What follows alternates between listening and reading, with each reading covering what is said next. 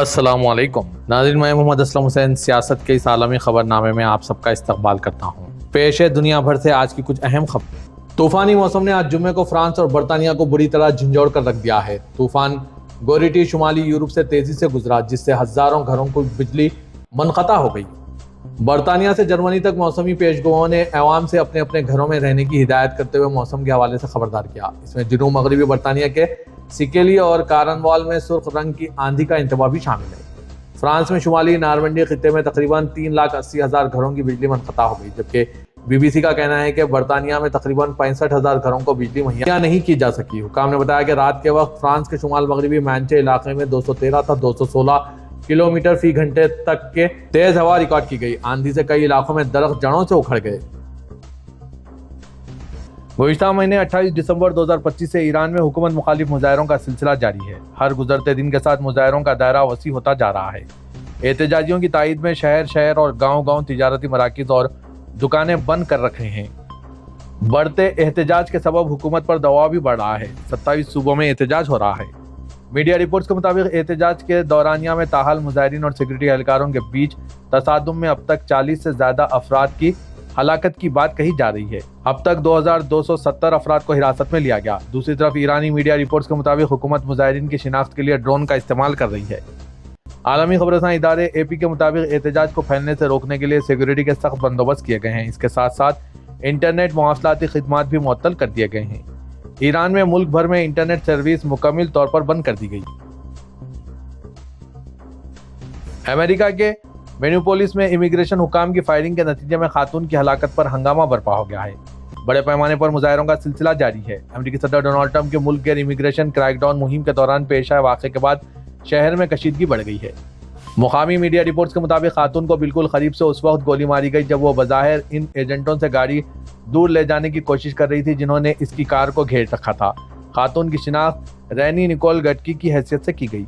मामले की जांच FBI के सुपुर्द कर दी गई। इस जांच का Minnesota bureau of criminal apprehension हिस्सा नहीं होगा। पहले यह बात कही गई थी कि दोनों रियासती और विफाकी एजेंसियां केस की मुश्तरका तौर पर जांच करेंगी। इस फैसले से विफाकी और रियासती हुकाम के बीच खींचतान जारी है। चीन ने फलस्तीन के जेर मुहासरा इलाके गाजा की मौजूदा सूरत-ए-हाल पर शदीद तशवीश का इजहार किया और इजराइल से तनाव में इजाफे से परहेज करने का मुतालबा किया। चीनी वज़ारत ख़ारजा के तर्जुमान मोइनिंग ने आज जुम्मे को बीजिंग में सहाफ़ियों से बातचीत के दौरान कहा कि हम शहरियों को नुकसान पहुंचाने और बैनुल-अक़वामी कानून की खिलाफ वर्जी करने वाले किसी भी अमल की मुखालिफत करते हैं। वहाँ ने कहा कि यह तबसरा गुज़िश्ता रोज़ 15 फ़लस्तीनियों की हलाकत का सबब बनने वाले इजरायली फ़िज़ाई हमलों के जवाब में किया गया है। चीन उम्मीद करता है कि फायरबंदी मुआहदे पर अमल दरामद होगा, इंसानी हमदर्दी का बहरान कम होगा और जल्द अज जल्द इस्तेहकाम बहाल होगा। अमेरिकी सदर डोनाल्ड ट्रंप ने कहा है कि दुनिया भर में फौजी कार्रवाई के अहकामात से इन्हें अगर कोई चीज़ रोकती है तो वो खुद इनकी अपनी अखलाकियत है। फ्रांसीसी खबरसां इदारे AFP के मुताबिक अखबार न्यूयॉर्क टाइम्स को दिया गया इंटरव्यू वेनेजुएला में की गई इस फौजी कार्रवाई के चंद रोज सामने आया है, जिसमें वहाँ के सदर निकोलस मादुरो को गिरफ्तार किया गया और खुद मुख्तार रियासत ग्रीनलैंड के अलावा दूसरे ममालिक को भी धमकी दी गई थी। जब इनसे पूछा गया कि आलमी सतह पर असर और रसूख हासिल करने के हवाले से इनकी कोई हद है, तो इसके जवाब में डोनाल्ड ट्रंप ने कहा कि हाँ, सिर्फ एक चीज़ है, मेरी अपनी अखलाकियत और दिमाग। सिर्फ ये चीज़ें मुझे किसी काम से रोक सकती हैं। इनके मुताबिक मुझे बैनुल-अक़वामी क़वानीन नहीं चाहिए, मैं लोगों को तकलीफ नहीं देना चाहता। रिपब्लिकन सदर ने बात जारी रखते हुए साथ ही ये भी कहा कि मुझे ये बैनुल-अक़वामी कानून की पाबंदी करनी चाहिए, मगर इसका इन्हिसार इस बात पर है कि इस कानून की तारीफ क्या है। अमेरिका बैनुल-अक़वामी फौजदारी अदालत ICC का रुकन नहीं, जो जंगी जराइम में मुलविस लोगों पर मुकदमा चलाती है, और इसने 12 अक़वाम मुत्तहिदा की आला अदालत इंटरनेशनल कोर्ट ऑफ जस्टिस के फैसलों को मुस्तरद किया है। ट्रंप खुद अपने मुल्क के कानून के साथ भी टकराते रहते हैं और 2 बार इनका मुआखज़ा भी हुआ है। ईरान के सरकारी मीडिया ने आज जुम्मे को रात भर जारी रहे मुल्क गैर मुजाहरों के बारे में खामोशी तोड़ी और कहा है कि ईरान में अमरीकी और इजरायली दहशतगर्द एजेंटों ने आग लगाई और तशद्दुद भड़काया। ईरान सरकारी टेलीविजन की जुम्मे की सुबह 8 बजे की नशरियात में मुजाहरों के बारे में सरकारी सतह की मुख्तसर और दबे अल्फाज में पहली खबर नशर की गई। खबर में एहतजाज के दौरान पेश आए पुरतशद्दुद वाक़यात के नतीजे में जानी नुकसान का दावा किया गया है, लेकिन इसकी तफसील नहीं बताई गई। मजीद कहा गया है कि मुजाहरों के दौरान शहरियों की ज़ाती गाड़ियाँ, मोटरसाइकिलें और मेट्रो जैसे अवामी मुकामात, फायर ब्रिगेड के ट्रक और बसें जला दी गई। ईरान हुकूमत ने इंटरनेट और बैनुल-अक़वामी फ़ोन कॉलें बंद कर दी है, जिससे मुल्क के अंदर मौजूद लोगों से रब्ता मुश्किल हो गया है। ईरान शाही खानदान के रुकन रजा पहलवी की तरफ से आज अवामी अपील के बाद मुल्क में बड़े पैमाने के एहतजाजी मुजाहरे हो रहे हैं। रजा पहलवी 1979 के इनकलाब से माजूल किए गए शाह ईरान के आखिरी बेटे हैं। जलावतनी की जिंदगी गुजार रहे और खुद को वलीअहद कहते हैं। नेट ब्लॉक्स ने एक्स से जारी करदा बयान में कहा है कि लाइव मैट्रिक्स जाहिर करता है कि ईरान इस वक्त मुल्क के इंटरनेट बंदिश के दौर से गुजर रहा है। ताहम हुक्काम की तरफ से कोई सरकारी बयान जारी नहीं किया गया। इंटरनेट बंदिश रियाल की कदर में कमी और इक्तिसादी मुश्किलात के खिलाफ हफ्तों से जारी एहतजाजी मुजाहरों के बाद शुरू हुई है। शाम की वजारत दिफा ने आज जुम्मे के रोज हलब में जंग बंदी का ऐलान किया है। ये फैसला कई दिनों से जारी फौज और कुर्द जंगजुओं के दरमियान खुंदरेज झड़पों के बाद किया गया, जिसकी वजह से हजारों शहरी नकल मकानी पर मजबूर हुए। इन झड़पों में 21 अफराद हलाक हुए, जो कि बशार अल असद की हुकूमत के खात्मे के 1 साल बाद मुल्क के लिए एक नया चैलेंज साबित हुई है। मंगल से हुकूमती अफवाज हलब में अमेरिका की हिमायत याफ्ता सीरियन डेमोक्रेटिक फोर्स से बरसरे पैरकार थे। दोनों फरीकीन एक दूसरे पर लड़ाई शुरू करने का इल्जाम लगा रहे हैं, जबकि एक कुर्द इंतजामिया और फौज को नई हुकूमत में जम करने के मुआहदे पर अमल दरामद ताहाल एक मुश्किल मरहला बना हुआ है। तुर्किया के नायब सदर जौदित यलमाज ने कहा है कि इनका मुल्क महंगाई को कम करने के लिए सख्त इक्तिसादी पॉलिसियों को जारी रखने के लिए पुरअज़्म है और अगरचे प्रोग्राम में कुछ मामूली तब्दीलियां की जा सकती है, लेकिन इसका रुख तब्दील नहीं किया जाएगा। आज इस्तांबुल में सहाफ़ियों से गुफ्तगू करते हुए यलमाज ने कहा, हमारे प्रोग्राम को रोकने का कोई मंसूबा नहीं है। तमाम प्रोग्राम मुतहरिक होते हैं और इनमें ज़रूरत के मुताबिक तब्दीलियां हमेशा मुमकिन हैं। उन्होंने मज़ीद कहा कि ऐसी किसी भी एडजस्टमेंट का मकसद खपत को इतदाल में लाते हुए पैदावार, सरमायाकारी और बरामदात को फरोग देना होगा। यमन की अलहदगी पसंद तंजीम जनूबी उबूरी कौंसिल ने सऊदी अरब में हो रहे मुज़ाकरात के बाद अपनी तंजीम को तहलील करने का ऐलान कर दिया। अरब न्यूज़ के मुताबिक जनूबी यमन में बदआमनी के खात्मे से मुतालिक बातचीत के लिए STC के कई अरकान इस वक्त रियाज में मौजूद हैं। तंजीम ने यमन में अमन के लिए सऊदी अरब की कोशिशों को सराहा, जबकि STC के साबिक सरबराह एद्रुस जुबैदी, जो इस वक्त सदारती कौंसिल को संगीन गद्दारी के इल्जाम में मतलूब है, यमन छोड़ चुके हैं और मुज़ाकरात में शरीक नहीं हुए। सऊदी अरब के अलजौफ रीजन के गवर्नर शहजादा फैसल बिन नवाब बिन अब्दुल अजीज ने कहा है कि रवां साल का अलजौफ बैनुल-अक़वामी जैतून फेस्टिवल इलाके के ज़रई और सयाहती वसाइल की अक्कासी करता है।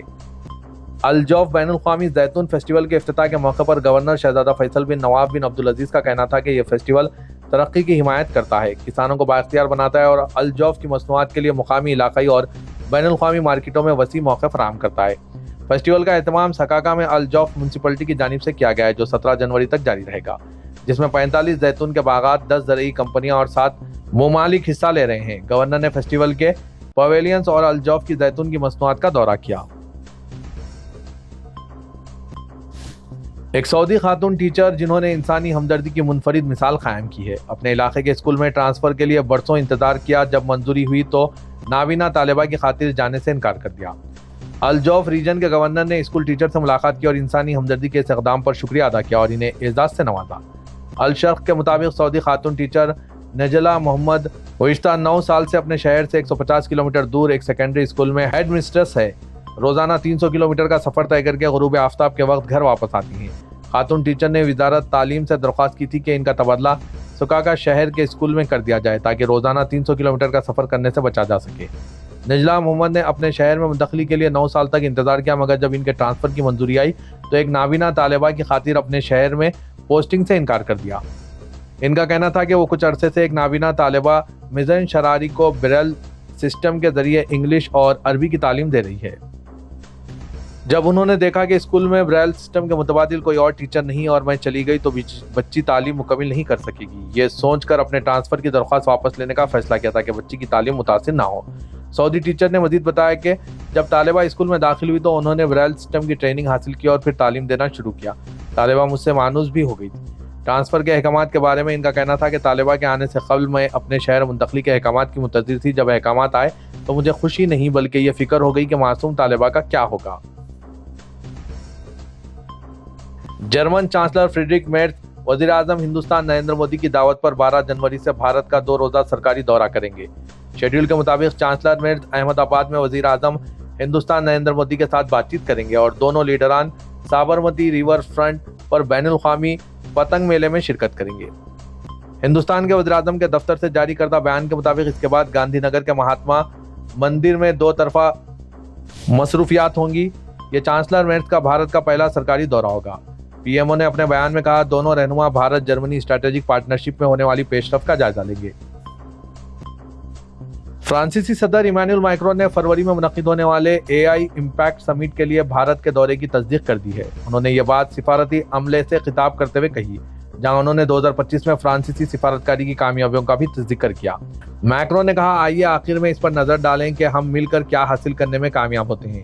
گزشتہ سال فرانسیسی سفارتکاری کی کامیابیاں مصنوعی ذہانت سمیت پوری دنیا پیرس آئی تھی۔ ہم نے اس پر پیش رفت کی اور ہم نے وزیر اعظم ہندوستان نریندر مودی کے ساتھ مل کر اس کی صدارت کی اور اگلے ماہ اس کی پیروی یعنی فالو اپ کے لیے بھارت میں ہوں گے۔